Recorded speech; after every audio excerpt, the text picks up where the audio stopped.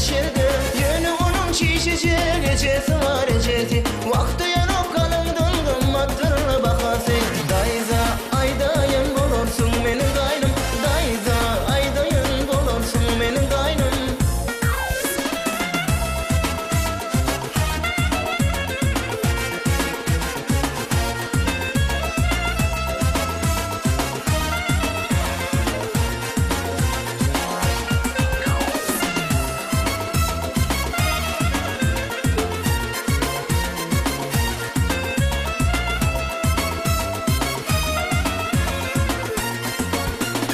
Dayza aydayın bulursun benim kaynım. Dayza aydayın bulursun benim kaynım. Dayza aydayın bulursun benim kaynım. Dayza aydayın bulursun benim kaynım.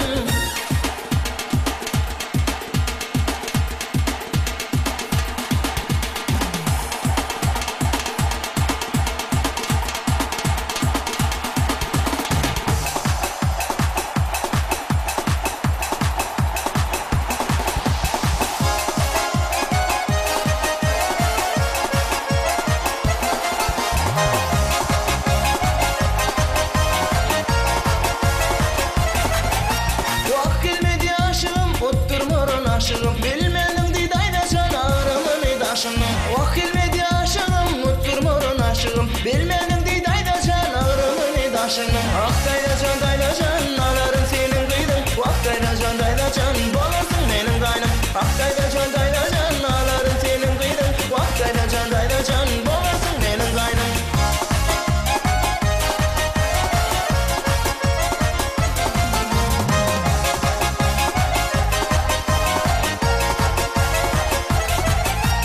Vermediler kaçmayı saat 3'ün yarına. Pencereden girdim ben şırgıydım çayına. Kara kılıp içeri sesleniyor gideni. Üt köşük teteştirli görsün onun gecesi. Aktayla can, alarım senin kıydın. Aktayla can, bulursun benim kaynım. Aktayla can, alarım senin kıydın. Aktayla can, bulursun benim kaynım.